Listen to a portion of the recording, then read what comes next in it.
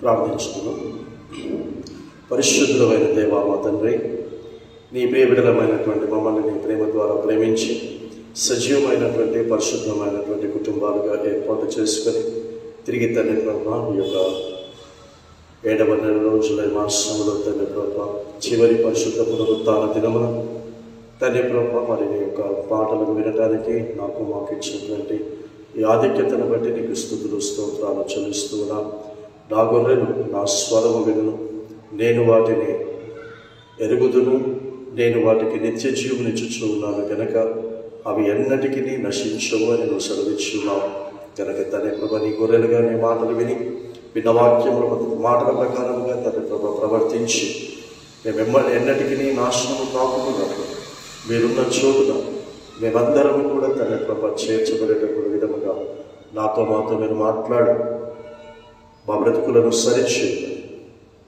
చెడిపోతున్నటువంటి నీవు చాలా మంచిదిగా మా జీవితంలో చేస్తే మా చెడు ప్రవర్తన ద్వారా తండ్రి ప్రభా చెడగొట్టుకుంటున్న ప్రతిదాన్ని తిరిగి బాగు చేయడానికి లోకంలోకి వచ్చి ఉన్నామన్న సంగతిని మర్చిపోకుండా చెడిపోయి బ్రతుకుతున్నదే తిరిగి బాగుపడాలనేటటువంటి ఆశా దృక్పథముతో జీవింపచేయమని యేసుక్రీస్తు నామమున తండ్రి వేడుకొంచున్నాము స్వామి, ఆమేన్. దేవుని యొక్క అతి పరిశుద్ధమైనటువంటి శక్తి కలిగిన నామములకు హృదయపూర్వకమైనటువంటి స్తుతులు స్తోత్రాలు చెల్లిస్తూ ఈ సమయంలో దేవుని యొక్క వాక్యములోనికి మనము ప్రవేశిస్తూ ఉంటుండగా దేవుని యొక్క వాక్యమును శ్రద్ధగా విని దాని అనుగుణంగా ప్రవర్తించడానికి మనం ప్రయాసపడదాం.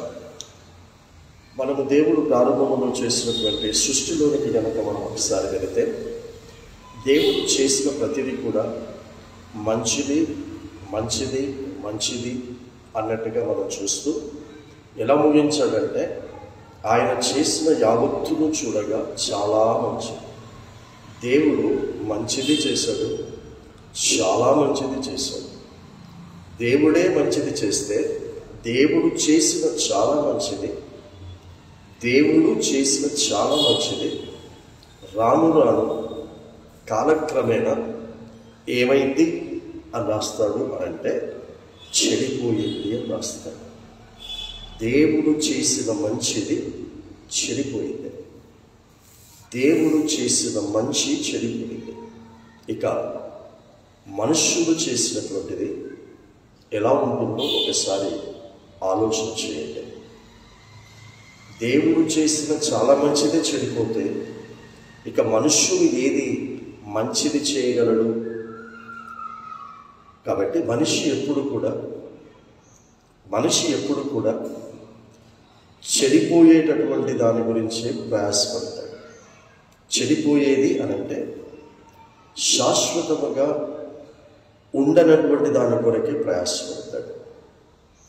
కాబట్టి ఆదికాండం 1వ దినమున దేవుడు పలికినటువంటి మాట, వెలుగు మంచిదైనట్టు దేవుడు చూచెను అని రాయిస్తాడు.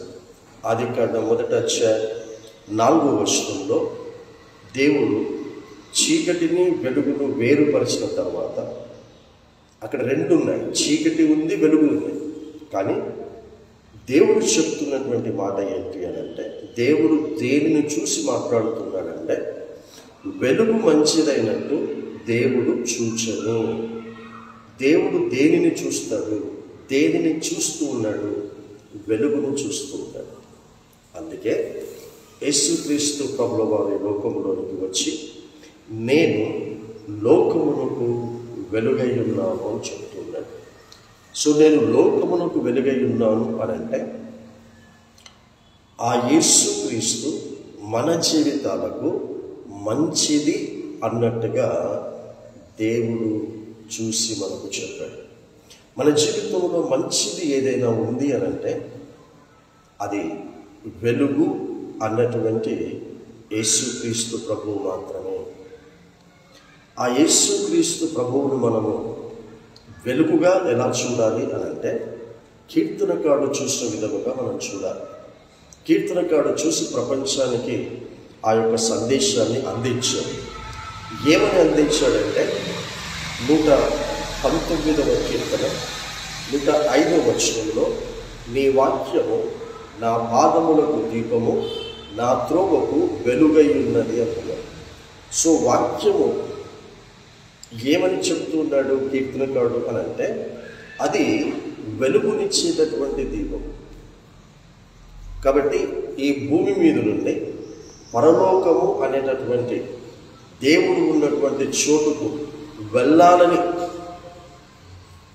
ఆ త్రోవలో నడుస్తున్నటువంటి వారికి, సృష్టికర్త దగ్గరకి నేను చేరుకోవాలి అని ఎంతమంది అయితే ఆశపడుతూ ఉన్నారో, ఆ ఆశపడి దానికి అనుగుణంగా జీవించడానికి ప్రయత్నం చేస్తున్నారో, ప్రయాసపడుతూ ఉన్నారో, ఎవరెవరైతే ఆ త్రోవలో ఉన్నారో, ఆ త్రోవలో ఉన్నటువంటి వారందరూ కూడా వాక్యమును దీపముగాను వెలుగుగాను పెట్టుకోవాలి అని చెప్తున్నారు. అది మంచిది, అది చాలా మంచిది. ఎవరైతే వాక్యమై ఉన్నటువంటి యేసు క్రీస్తు ప్రభుల వారిని దీపముగా వెలుగుగా పెట్టుకుంటారో వారు మంచిది అనుభవించబోతూ ఉన్నారని అర్థం. కాబట్టి యేసు క్రీస్తును నమ్మిన ప్రతి వ్యక్తి కూడా వాక్యమును మాత్రమే ఆధారం చేసుకోవాలి. ఈ పరిశుద్ధ గ్రంథము దేవుడు చెప్తున్నాడు, ఆదికాండం 1వ అధ్యాయం 4వ వచనంలో, వెలుగు మంచిదైనట్టు దేవుడు చూసినప్పుడు మనము కూడా దేనిని చూడాలి అని అంటే వెలుగునే చూడాలి. ఆ వెలుగు యేసు అంటున్నాడు, నేను లోకమునకు వెలుగై ఉన్నాను అని అంటున్నాడు. ఆ నేను లోకమునకు వెలుగై ఉన్నాను అన్నటువంటి యేసు వాక్యముగా ఉన్నాడు. ఆ వాక్యమునే కీర్తనకారుడు నా పాదములకు దీపమును, నా త్రోవకు వెలుగు అని అన్నాడు.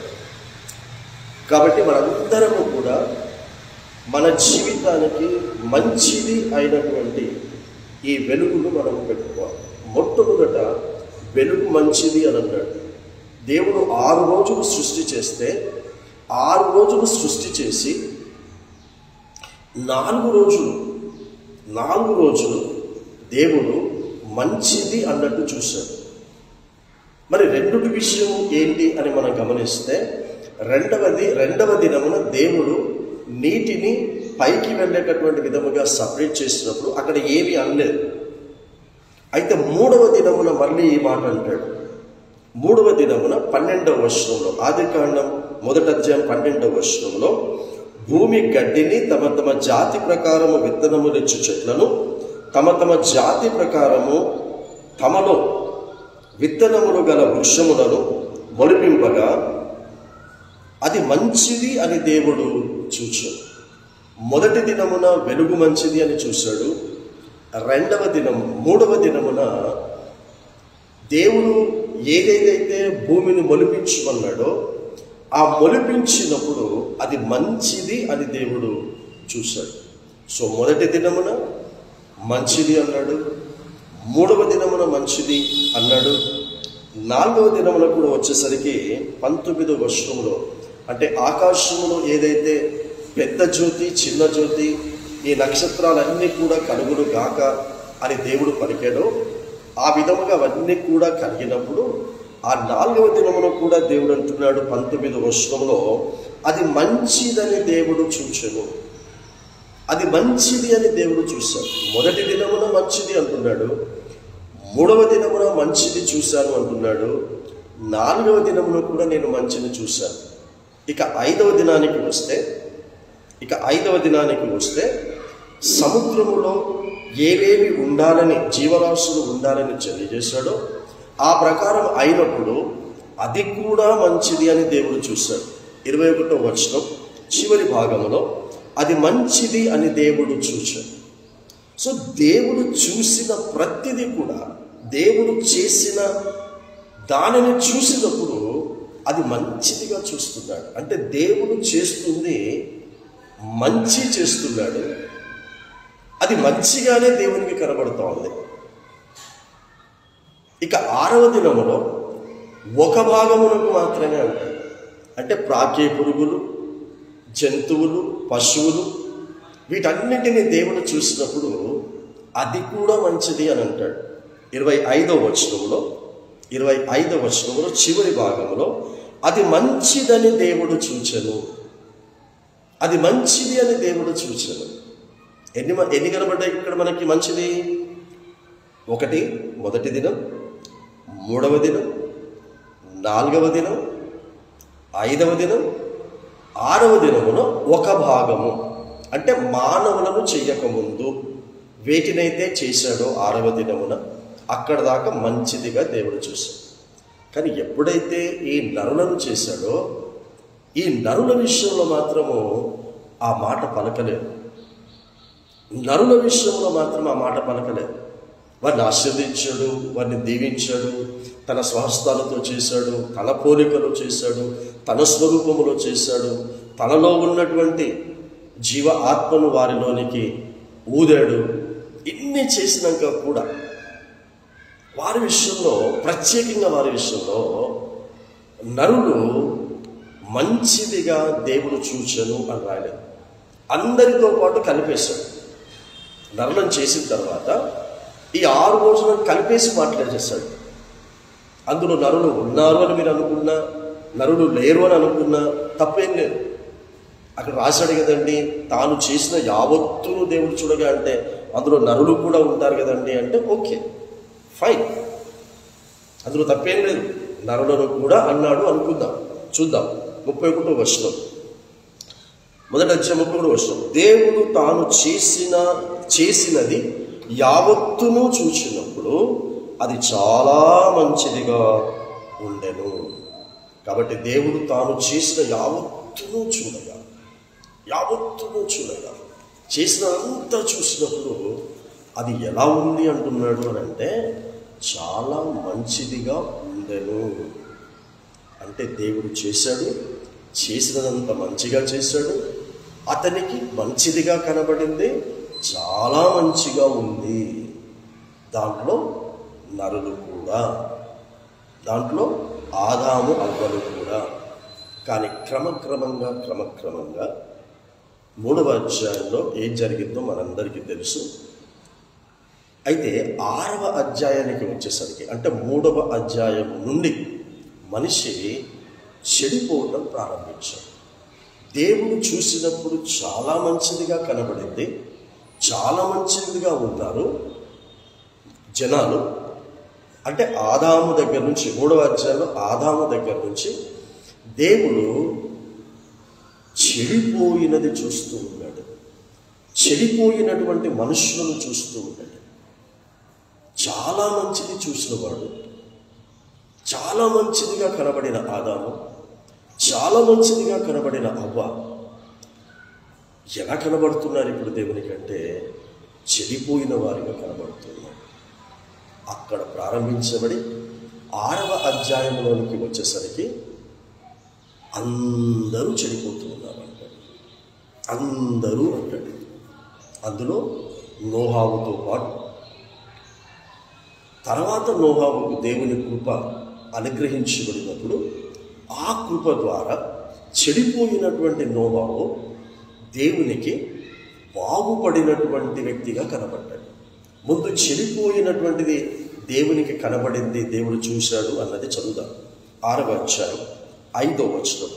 నరుల చెడుతనము భూమి మీద గొప్పదని. అంతకుముందు చెడు తనమే లేదు. ఆదాము దగ్గర చెడుతనం లేదు, అవ్వ దగ్గర చెడుతనం లేదు.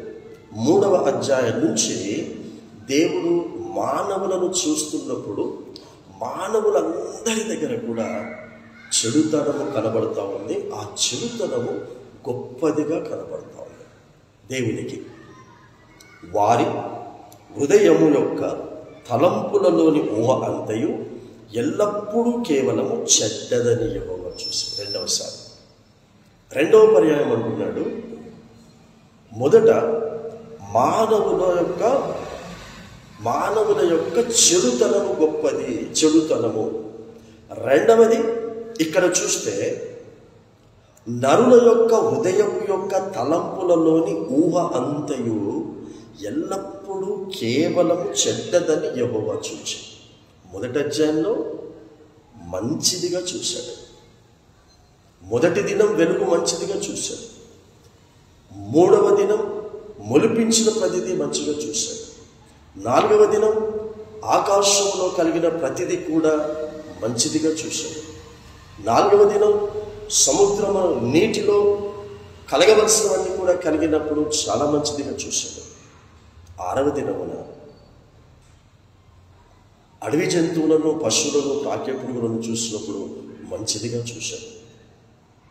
ఇక 3వ అధ్యాయం నుంచి ఆదాము దగ్గర నుండి దేవునికి కనబడుతుంది, మానవులలో చెడే కనబడతా ఉంది.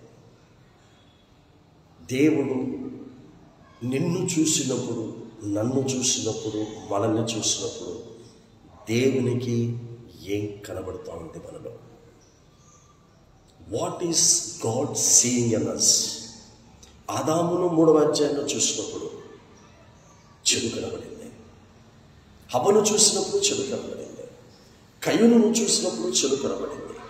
అక్కడి నుంచి మానవులు పెరిగిపోతూ ఉంటుంటే 6వ అధ్యాయంలోకి వచ్చేసరికి అందరూ చెడిపోయిన వారిగా కనబడుతున్నారు. అందరూ చెడిపోయారు. అప్పటికే హానోకు మరణించాడు. కాబట్టి హానోకు దేవునితో 300 సంవత్సరాలు నడిచి దేవుని ఇష్టాన్ని నెరవేర్చాడు. అతడు చెడిపోని వ్యక్తిగా 65 సంవత్సరాలు చెడిపోయాడు. ప్రారంభ 65 సంవత్సరాలు చెడిపోయాడు. ఆ తర్వాత ఆ చెడును విసర్జించి చెడ్డవాడు మంచివాడయ్యాడు హానోకు. చెడిపోయి మంచివాడైన తర్వాత మరలా చెడిపోకుండా జాగ్రత్తగా చూసుకుంటూ 300 సంవత్సరాలు చెడిపోకుండా దేవుని దృష్టిలో మంచివాడుగా, చాలా మంచివాడుగా దేవుడు చూసి అతనిని మరణం లేకుండా తీసుకుని పోయాడు. ఆ తర్వాత హానోకు తప్ప మిగతా వాళ్ళంతా కూడా చెడిపోయిన వారిగా చూస్తున్నారు. చెడిపోయి బాగుపడ్డ వాడిని మరణము కాకుండా దేవుడు వచ్చి తీసుకుని పోయాడు. ఒకసారి మనందరికీ తెలిసిన, మళ్ళీ నేను చదివిస్తాను. 21వ వచనం, 5వ అధ్యాయం 21వ వచనం. హానోకు 60 ఏండ్లు బ్రతికి మెతూషెలను కనెను. హానోకు మెతూషెలను కనిన తర్వాత 300 ఏండ్లు దేవునితో నడుచుచు కుమారులను కుమార్తెలను కనెను. హానోకు దినములన్నీ 365 ఏండ్లు. ఎన్ని సంవత్సరాలు అంటే 365 ఏండ్లు. ఎన్ని సంవత్సరాలు దేవుడితో నడిచాడు? 300. అంటే 65 సంవత్సరాలు చెడిపోయాడు. ప్రారంభ 65 సంవత్సరాలు చెడిపోయాడు. తర్వాత చెడిపోయినటువంటి బ్రతుకును బాగు చేసుకున్నాడు. హానోకు దేవునితో నడిచిన తర్వాత దేవుడు అతనిని తీసుకొని పోయాను గనుక అతడు లేకపోయాను. ఇదే విషయాన్ని మళ్ళీ హెబ్రీయులకు రాసిన పత్రిక 11వ అధ్యాయం నీతిమంతుల విశ్వాసుల పట్టికలో మళ్ళీ ఇది హానోకు గురించి ప్రస్తావన తీసుకొస్తాడు. నూతన నిబంధనలో హానోకు ప్రస్తావన తీసుకొచ్చాడు అనంటే ఆ రోజున హానోకును తీసుకుపోవటానికి మాత్రమే దేవుడు వచ్చాడు. మిగతా వారిని ఎందుకు తీసుకోలేదు? మిగతా వాళ్ళందరినీ దేవుడే కదా పుట్టిస్తుంది. మిగతా వాళ్ళందరినీ దేవుడే కదా పోషిస్తుంది. కానీ దేవుని ద్వారా పుడుతున్నాడు, దేవుని ద్వారా పెరుగుతూ ఉన్నాడు. పెరుగుతూ ఏం పెంచుకున్నాడు అనంటే తన హృదయములో వచ్చే ప్రతి ఆలోచనలు, ప్రతి తలంపులు అన్నీ కూడా చెడ్డవిగా పెంచుకుంటున్నాడు. తన ఆలోచనలు చెడ్డవిగా పెంచుకుంటున్నాడు. తన తలంపులు చెడ్డవిగా పెంచుకుంటున్నాడు. తను ఊహించుకునే ప్రతి ఊహ కూడా చెడ్డదిగా పెంచుకుంటున్నాడు. అలా పెంచుకుంటూ ఏమైపోయారు అని దేవుడు చెప్తున్నాడు. చూడండి, 6వ అధ్యాయం 5వ వచనం చదివిన తర్వాత చూశాడు. ఏం చూశాడు? ప్రారంభంలో మంచిదిగా చూశాడు. తర్వాత 6వ అధ్యాయానికి వచ్చేసరికి చెడిపోయినటువంటిదిగా చూస్తూ ఉన్నాడు. తాను భూమి మీద నరులను చేసినందుకు యెహోవా సంతాపము నొంది తన హృదయములో నొచ్చుకున్నాడు. దేవుడు తన హృదయంలో ఎందుకు మానవులను నేను పుట్టిస్తున్నాను, ఎందుకు నేను మానవులను చేస్తున్నాను, ఎందుకు మానవులకు తిండి పెడుతున్నాను, ఎందుకు మానవులకు కట్టుకోవటానికి బట్టిస్తున్నాను, ఎందుకు మానవులకు ఉండటానికి ఇల్లు ఇస్తున్నాను, ఎందుకు మానవులకు చేసుకోవటానికి పనులు ఇస్తున్నాను, ఉద్యోగాలు ఇస్తున్నాను. ఇవన్నీ నేను ఇస్తూ ఉంటుంటే, నేను ఇస్తున్నటువంటి వీటి ద్వారా వారు చెడిపోవటాన్ని బట్టి నేను హృదయములో నొచ్చుకుంటున్నాను. నిన్ను పుట్టించినందుకు, నిన్ను ఇంతవాణ్ణి చేసినందుకు, నీ కుటుంబంలో ఈ సమాజంలో ఒక మంచి స్థితిలో ఉంచినందుకు దేవుడు ఈ రోజున ఆనాడు హృదయమును నొచ్చుకున్న విధముగా నీ కొరకు, నీ కుటుంబం కొరకు, నా కొరకు, నా కుటుంబం కొరకు, మనందరి కుటుంబాలను దేవుడు చూసినప్పుడు నొచ్చుకుంటున్నాడేమో. మనల్ని చూస్తే నొచ్చుకుంటున్నాడేమో. మనము దేవుణ్ణి చూడాలని మనం ఆశపడుతున్నాం. ఆ దేవుణ్ణి చూడాలి అని అంటే హానోకు నడిచిన విధంగా నడవాలి. దేవునికి ఇష్టమైన జీవితం నడిచాడు. తన ఆలోచనల ప్రకారంగా నడవలేదు. తన ఆలోచనలు దేవుని ఆలోచనలు, తన తలంపులు దేవుని తలంపులు. ఇంతకుముందు మీకు నిర్గమకాండంలో నుండి ఒక మాట నేను చదివించి మీకు వినిపించాను. ఎవరిని కూడా తెలిసైనా తెలియకైనా మనము ఎవ్వరిని కూడా బాధ పెట్టకూడదు అన్నటువంటి విషయాన్ని నేను మీకు జ్ఞాపకం చేశాను. మనము ఎవరినైనా సరే బాధ పెడితే అది దేవునికి ఇష్టముగా ఉండదు. సో దేవుని యొక్క గుణ లక్షణాలలో ఒకటి ఏంటంటే, దేవుడు ఎవరిని కూడా బాధ పెట్టేవాడు కాదు. ఎవరిని బాధ పెట్టేవాడు కాదు. కానీ ఆ బాధను ఎంతవరకు సహిస్తూ ఉన్నాడు అని అంటే, ఇలాగే వదిలేస్తే వీళ్ళంతా ఇంకా పూర్తిగా చెడిపోయి నా దగ్గరికి రాకుండా ఉండిపోతారు. సో దేవుడు ఎందుకు మనల్ని ఇంకా క్షమిస్తూ ఉన్నాడు అంటే, మన తప్పు తెలుసుకొని హానోకు తప్పును సరిదిద్దుకొని తన అయిష్టాలన్నీ కూడా చెడగొట్టేటటువంటి విధముగా ఉందని గ్రహించి దేవుని ఇష్ట ప్రకారంగా జీవిస్తే చెడిపోయినటువంటి నేను, చెడిపోయిన నా కుటుంబం తిరిగి చాలా మంచిదిగా మార్చబడుతుంది అన్న ఉద్దేశంతో ఎలా మంచివాడుగా మార్చబడ్డాడో అలా మనము కూడా మంచి వాళ్ళగా మార్చబడాలి. హానోకు గురించి రాశాడు. అక్కడ తనకు భార్య ఉంది అని రాశాడు, పిల్లల్ని కన్నాడు అని రాశాడు. కానీ హానోకు కుటుంబంలో, భార్య పిల్లలు ఉన్న హానోకు కుటుంబంలో హానోకు మాత్రమే దేవునితో నడిచాడు. తన భార్య నడిచినట్టుగా రాయలేదండి, తన పిల్లలు నడిచినట్టుగా రాయలేదు. కాబట్టి క్రైస్తవ విశ్వాస జీవితం అది వ్యక్తిగతమైనది. నా భార్య నడుచుకోవటం లేదు కాబట్టి నేను నడుచుకోను, నా భర్త నడుచుకోవటం లేదు కాబట్టి నేను నడుచుకోను, నా పిల్లలు నడుచుకోవటం లేదు కాబట్టి నేను నడుచుకోను, నా తల్లిదండ్రులు నడుచుకోవటం లేదు కాబట్టి నేను నడుచుకోను. అది కాదు మన వ్యక్తిగతం. దేవుడు ఉన్న చోటుకు మనం వెళ్ళాలి అని అంటే నన్ను నేనే చూసుకోవాలి, నా బ్రతుకును నేనే సరి చేసుకోవాలి. సో హృదయములో దేవుడు ఎందుకు మానవులను చేశానా అని ఆనాడు నొచ్చుకున్నాడు. ఈరోజు నన్ను చూసినప్పుడు దేవుడు నొచ్చుకోకుండా నా జీవితాన్ని బాగు చేసుకోవాలి. ఇంకా చదువుతున్నాను, వినండి. 11వ వచనంలో, అదే 6వ అధ్యాయం 11వ వచనంలో, భూలోకము దేవుని సన్నిధిని చెడిపోయి ఉండెను. ప్రస్తుతం 1వ అధ్యాయం చివరి వచనం, దేవుడు తాను చేసిన యావత్తును చూడగా చాలా మంచిదిగా కనబడింది. 6వ అధ్యాయం 11వ వచనంలో భూలోకము దేవుని సన్నిధిని చెడిపోయి ఉండెను. భూలోకమును చెడగొట్టింది ఎవరు? మొదటి దినమున చేసింది చెడగొట్టలేదు, 3వ దినమున చేసింది చెడగొట్టలేదు, 4వ దినమున చేసింది చెడగొట్టలేదు, 5వ దినమున చేసింది చెడగొట్టలేదు, 6వ దినమున చేసిన నరుడు చెడగొట్టారు. చెడిపోయి ఉండెను. దేవుడు చాలా మంచిదిగా చేసిన దాన్ని మనుష్యులు చెడగొట్టారు అని దేవుడు రాయించాడు.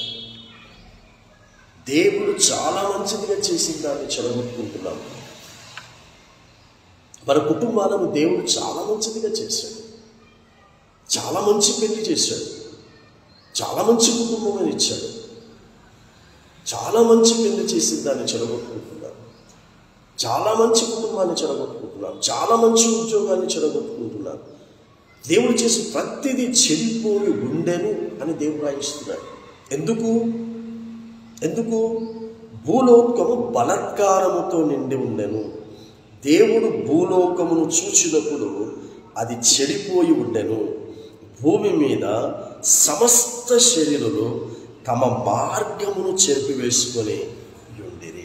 చెడిపోవడానికి గల కారణం ఏంటంటే, దేవుడు ఏ మార్గమునైతే వేశాడు, దేవుడు ఏ ఆజ్ఞలను, కట్టడలను, విధులను, పద్ధతులను వేశాడు, మీరు ఈ పద్ధతి ప్రకారంగా బ్రతకాలి, మీరు ఈ ఆజ్ఞల ప్రకారంగా మీరు జీవించాలి, మీరు ఈ కట్టడ ప్రకారంగా ప్రవర్తించాలి అని దేవుడు ఏ ఆజ్ఞ, కట్టడ, పద్ధతి, విధులను మన కొరకు నియమించి వాటిని అనుసరించి నడుచుకోండి అని రాశాడో వాటిని చెరిపేసుకున్నారు అనుకున్నాడు.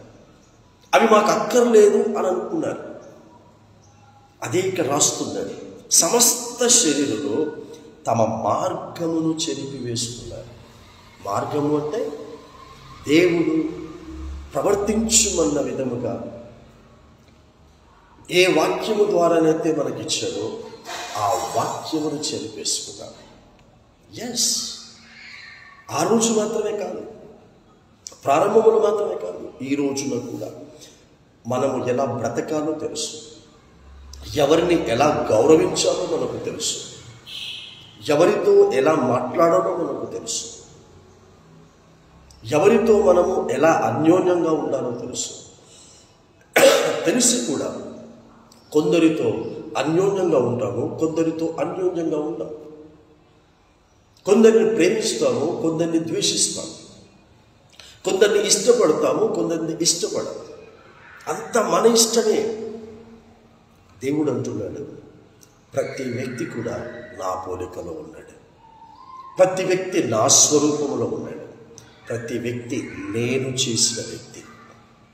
దేవుడు చెప్తున్నాడు, ప్రతి వ్యక్తిని నేను చేశాను, నేను చేసిన ప్రతి వ్యక్తిని మనం ప్రేమించాలి అంటున్నాడు దేవుడు. దేవుడు లోకమును ఎంతో ప్రేమించను అన్నాడు. అంటే దేవుడు పాపులను ప్రేమిస్తూ ఉన్నాడు, పరిశుద్ధులను ప్రేమిస్తున్నాడు, చెడిపోయిన వారందరినీ కూడా ప్రేమిస్తూ ఉన్నాడు. ఎందుకు ప్రేమిస్తున్నాడు అని అంటే, చెడిపోయినటువంటి వారు తిరిగి బాగుపడతారు అన్నటువంటి ఉద్దేశంతో ఆయన ప్రేమిస్తున్నాడండి. ఆయన ప్రేమను మనము దుర్వినియోగం చేసుకోవద్దు. ఆయన మనల్ని ప్రేమిస్తున్నప్పుడే అందరినీ దేవుడే చేశాడు కాబట్టి అందరినీ నేను ప్రేమిస్తాను, అందరినీ నేను ఇష్టపడతాను. అది నా తల్లైనా, నా తండ్రైనా,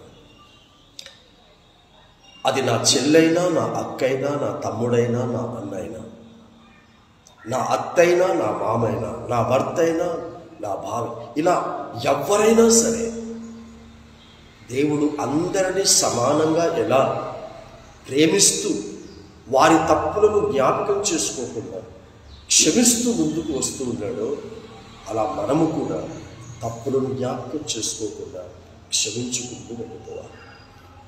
ఒక విషయం జ్ఞాపకం చేస్తాను ఈ సందర్భంలో. యేసుక్రీస్తు నేర్పించినటువంటి ప్రార్థన బహుశా ఏ ఒక్కరు కూడా ఏ రోజు కూడా బహుశా చేసుకోకుండా ముగించదని అనుకుంటున్నాను నేను.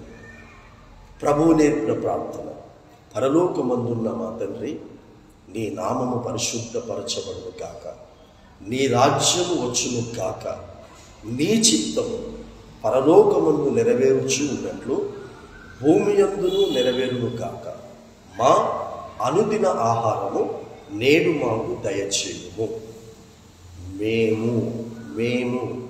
నేను మా రుణస్థులను క్షమించి ఉన్న ప్రకారం. చూసారా ఏమని నేర్పించాడు? నేను ఇతరులను క్షమించి ఉన్న ప్రకారము నీవు నా రుణములను క్షమించుము.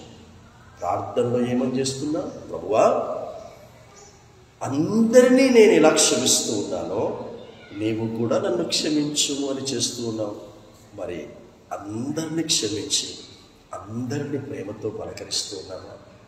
అందరితో కలుపుకొని మనం పోతూ ఉన్నామా? హానోకు అది చేశాడు. దేవుడు హానోకును ఎందుకు తీసుకొని పోయాడు? మరణము చూడకుండా ఎందుకు తీసుకొని పోయాడు? వచ్చి తీసుకొని పోయాడు. ఎందుకు అనంటే అందరూ దేవుని చేత చేయబడిన వాళ్ళే. చెడిపోతున్నందుకు దేవుడు క్షమించుకుంటూ 6వ అధ్యాయం దాకా వచ్చాడు. ఈ పండు తిరుదినమున నిశ్చయముగా చస్తావు అని అన్నాడు. కానీ చనిపోకుండా దేవుడు క్షమించాడు. మొదటి మరణం కాకుండా దేవుడు క్షమించాడు. రెండవ మరణం నరకములో కాల్చబడేటటువంటి అది తప్పిస్తాడు. ఎప్పుడు? చెడిపోయిన నువ్వు బాగుపడ్డప్పుడు. నేను ఒక వ్యక్తిని అసహించుకుంటే ఆ వ్యక్తిని దేవుడు చేశాడు అన్న విషయాన్ని మర్చిపోతున్నాను. దేవుడు చేసిన వ్యక్తిని నేను అసహించుకుంటున్నాను అని గ్రహించండి. నేను కోప్పడుతున్నాను అని గ్రహించండి. అందరూ ఏ మతములో, ఏ కులములో, ఏ రాష్ట్రములో, ఏ దేశంలో పుట్టినా అందరినీ దేవుడే పుట్టిస్తున్నాడు. గర్భఫలము యెహోవా ఇచ్చు బహుమానం. అందరినీ. కాబట్టి అందరి విషయంలో మనం చాలా జాగ్రత్తగా ఉండాలి. సో ఇక్కడ మొదట చూసినప్పుడు మంచిది అన్నాడు.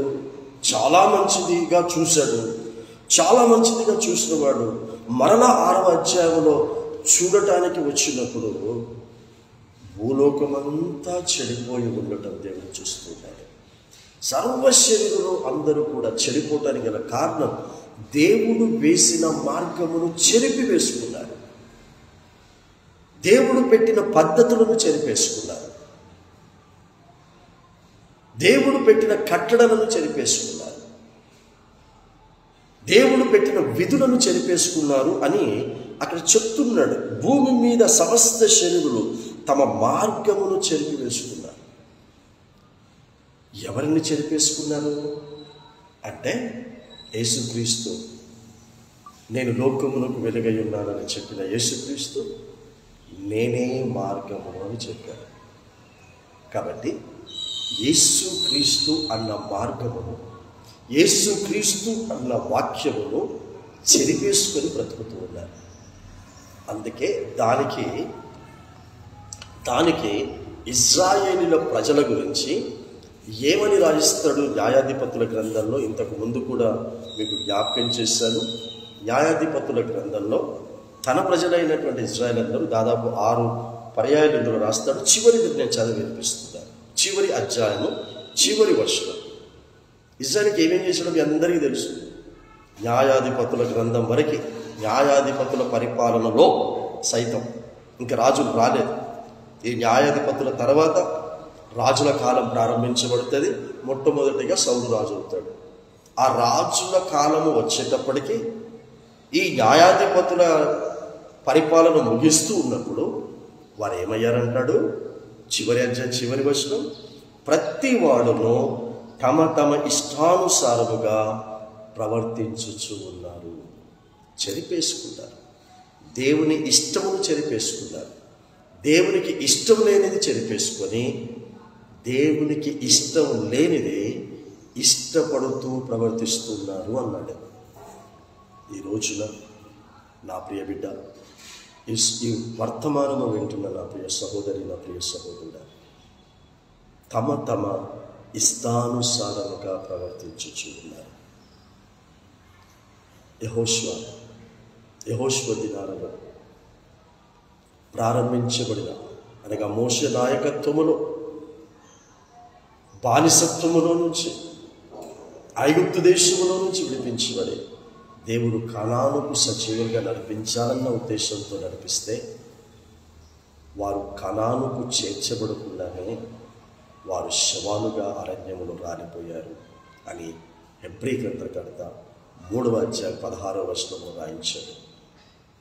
దేవుడు ఇష్టపడ్డాడు వారు కనాను పాలు తేనెను ప్రవహించే దేశంలోనికి వారిని నడిపించి అక్కడ శాంతి, సమాధానము, నెమ్మదితో, పరిశుద్ధతతో వారి జీవితాలు ముగించుకోవాలని దేవుడు మోషే నాయకత్వంలో, యెహోషువ నాయకత్వంలో నడిపిస్తే వారు తమ తమ ఇష్టానుసారంగా, దేవుని ఇష్టానుసారంగా కాక తమ తమ ఇష్టానుసారంగా నడుచుకొని వాగ్దాన భూమిలో అడుగు పెట్టకుండానే శవాలుగా రాలిపోయారు. నా ప్రియ బిడ్డ, దేవుడు నిన్నెంతో ప్రేమిస్తున్నాడు. నిన్ను పుట్టించాడు, చదివించాడు, ఉద్యోగం ఇచ్చాడు, ఉండటానికి ఇల్లు ఇచ్చాడు, నీకేది తక్కువ కాకుండా చేశాడు. ఇన్ని చేసిన దేవుడు తిరిగి నా దగ్గరికి రాబిడ్డ అని కోరుకుంటున్నాడు. తిరిగి నా దగ్గరికి రాబిడ్డ, నేనున్న చోటికి రా. నేనున్న పరిశుద్ధ స్థలమైనటువంటి పరలోకమునకు వచ్చేటట్టుగా పుట్టించినందుకు, నిన్ను ఈ స్థితిలో ఉంచినందుకు నా కోరిక ఒకటి, నేను ఏ మార్గమునైతే నీ కొరకు ఏర్పాటు చేశానో దాన్ని చెరిపేసుకోకుండా దాంట్లో నీ ఇష్టాన్ని కలిపి నీ ఇష్ట ప్రకారంగా బ్రతికి నా దగ్గరికి రాకుండా నిత్య నరకములో కాల్చబడ చోటుకు వెళ్ళడానికి నువ్వు ప్రయత్నం చేయదు. ఆ దిశగా ఒకవేళ నీ ప్రవర్తన ఉంటే దేవుడు అంటున్నాడు, ఈరోజు నా ప్రవర్తనను బాగు చేసుకో. నేను నిన్ను చూసినప్పుడు నువ్వు చెడిపోయిన వ్యక్తిగా నాకు కనబడుతున్నావు. నీ కుటుంబమును చూసినప్పుడు చెడిపోయిన కుటుంబముగా కనబడుతూ ఉన్నాయి. నీ సంఘమును చూసినప్పుడు చెడిపోయిన సంఘముగా కనబడుతూ ఉన్నాయి. నువ్వు నా వాడివే, నువ్వు నా కుటుంబమే, నువ్వు నా దానివే, సంఘం నాదే. నాది అన్నది నేను చూసుకుంటున్నప్పుడు చెడిపోయినదిగా కనబడుతున్నాను. దేవుడే చేశాడంతా. మొదటి అధ్యాయం మొత్తం దేవుడే చేశాడు. ఆదికాండం చేసినప్పుడు చాలా మంచిదిగా కనబడింది. క్రమక్రమంగా చెడిపోయినది దేవునికి కనబడింది. ఈ రోజున నీవు చెడిపోయినటువంటి వ్యక్తిగా ఉంటే ఈ రోజున నువ్వు బాగుపడాలి. యేసుక్రీస్తు ఈ లోకంలోనికి ఎందుకు వచ్చాడు? యేసుక్రీస్తు ఈ లోకంలోనికి రావడానికి గల కారణం ఏంటి అని అంటే, చెడిపోయినటువంటి ప్రతి వ్యక్తిని బాగు చేయటానికే, బాగుపడండి అని చెప్పటానికి వచ్చాడు. యేసు కంటే ముందు బాప్తిసమిచ్చే యోహాను కూడా చెడిపోయినటువంటి మనస్సులను, చెడిపోయినటువంటి ఆలోచనలను, చెడిపోయినటువంటి తలంపులను, చెడిపోయినటువంటి ఊహలన్నిటినీ కూడా మీరు మీరే మార్చుకోండి అంటున్నాడు. బాప్తిసమిచ్చే యోహాను ఏమంటున్నాడో చూడండి. 4వ వచనం. బాప్తిస్మమిచ్చే యోహాను, మార్కు సువార్త 1వ అధ్యాయం 4వ వచనం. బాప్తిస్మమిచ్చే యోహాను అరణ్యములో ఉండి పాపక్షమాపణ నిమిత్తం మారు మనస్సు విషయమై నా బాప్తిస్మము ప్రకటించుచూ వచ్చాను. What he is preaching, what the John baptize is preaching the gospel. ఏం ప్రకటిస్తూ ఉన్నాడు?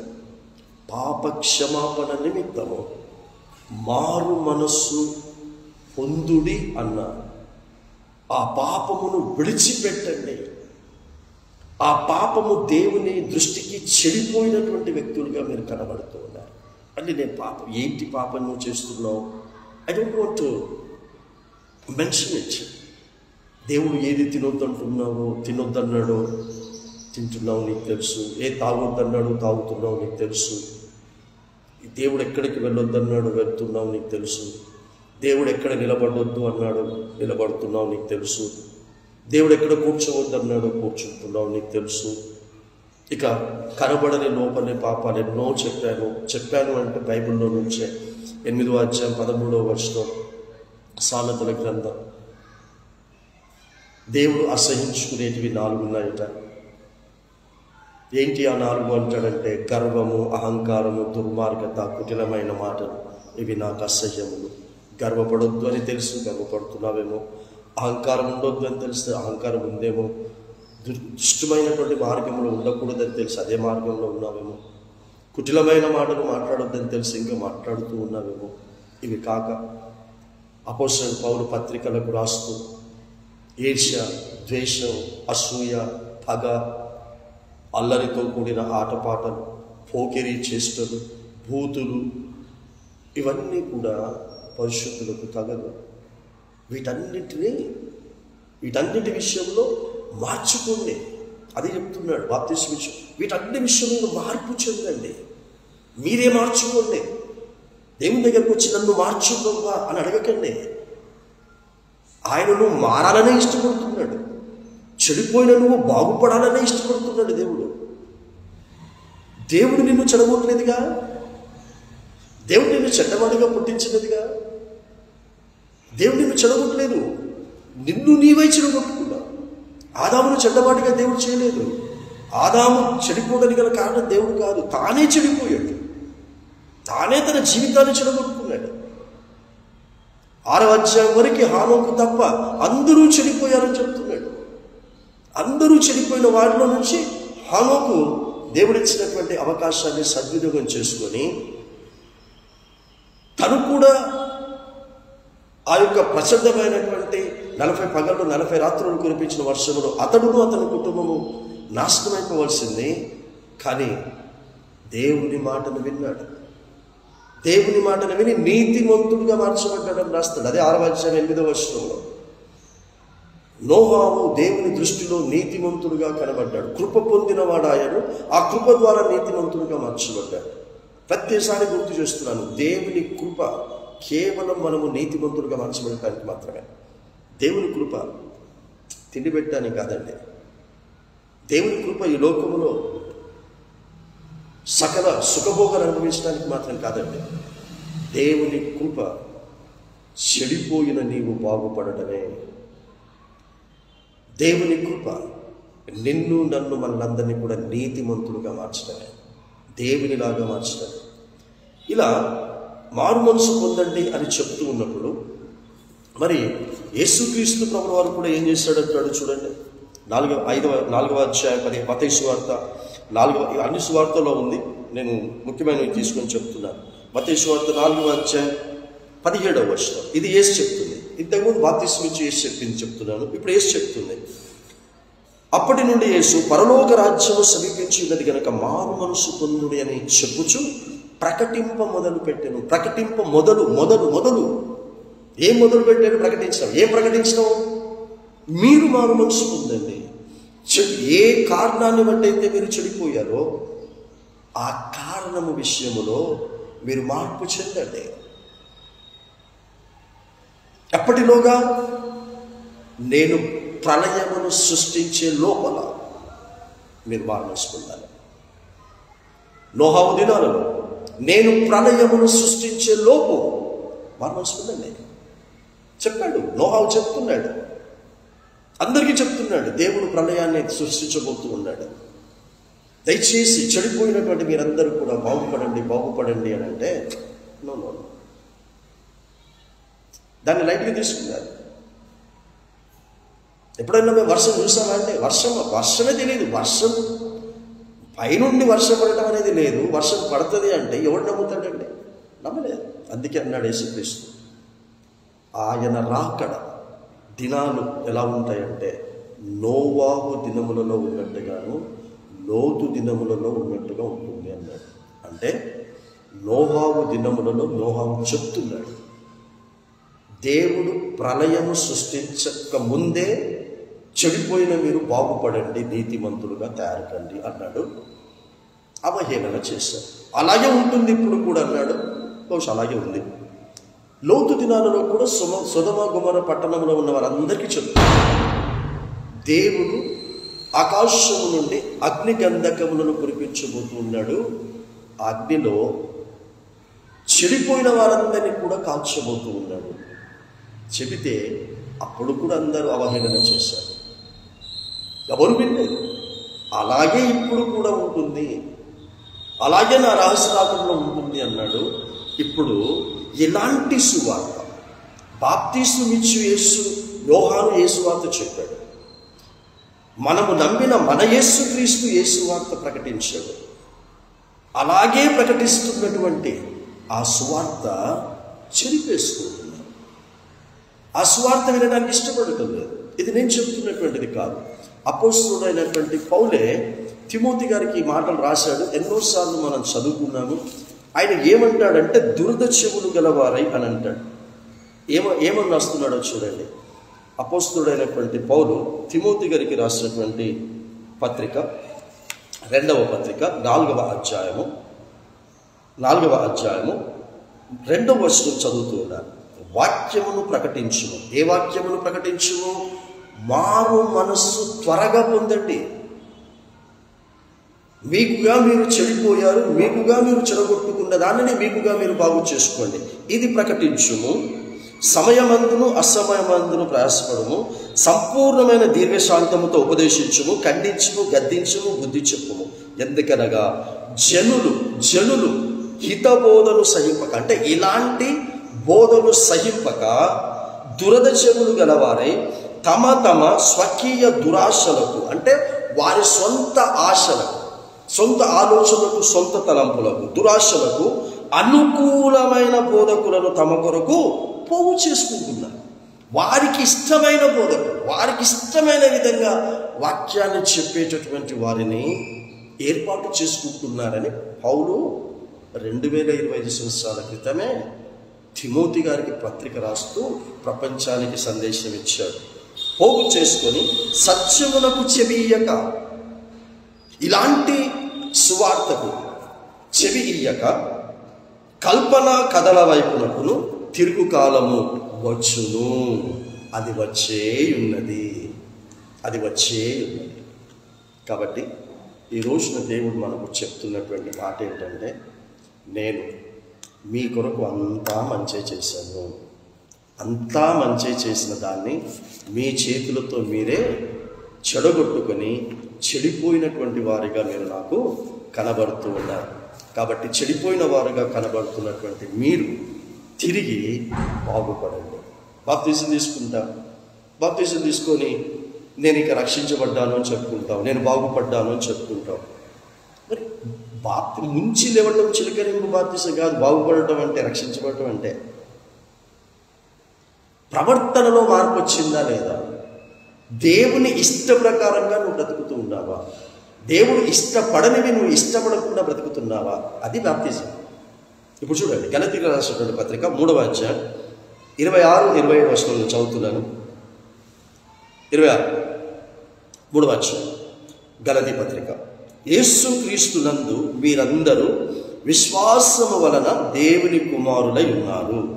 విశ్వాసము అని అంటే అర్థం ఏమని చెప్పారు? రోమీయులకు రాసిన పత్రిక 10వ అధ్యాయం 17వ వచనంలో వినుట వలన విశ్వాసము కలుగును, అది క్రీస్తు మాటలను వినుట వలన కలుగును. క్రీస్తు మాటలు ఏంటి? మారు మనసు పొందు. ఇది దీని వలన మనమందరం దేవుని కుమారులమై ఉన్నాము. క్రీస్తులోనికి బాప్తిసం పొందిన మీరందరూ క్రీస్తును ధరించుకొని ఉన్నారు. ఎందులోనికి బాప్తిసము? క్రీస్తులోనికి బాప్తిసం పొందారు. అంటే క్రీస్తులో ప్రవేశించడానికి, క్రీస్తులా బ్రతకటానికి. క్రీస్తును ధరించుకున్నాను అంటున్నాను. మరి నేను క్రీస్తును ధరించుకుంటే క్రీస్తు మద్యము తాగడు, క్రీస్తు అబద్ధాలు చెప్పడు, క్రీస్తు మోసాలు చెప్పడు, మోసాలు చెయ్యడు, క్రీస్తు ఈర్ష్య, ద్వేష, అసూయ, పగ పెట్టుకోడు, క్రీస్తు గర్వపడడు, అహంకారపడడు, దేవుని దృష్టికి మంచిదైనదే చేస్తాడు, దేవుని దృష్టిలో మంచివాడుగా కనబడటానికి ప్రయత్నం చేస్తాడు. మనుషుల దృష్టి కొరకు బ్రతికడు. ఇక ఇదే బాప్టిజం గురించి ఇదే పౌలు రోమా పత్రికకు రాస్తూ 6వ అధ్యాయము మొదటి 4 వచనాల్లో ఏమంటాడంటే, అపోస్తలుడైన పౌలు రోమీయులకు రాసిన పత్రిక 6వ అధ్యాయం మొదటి 4 వచనాల్లో చాలా విషయాలు ఉన్నాయి. అక్కడ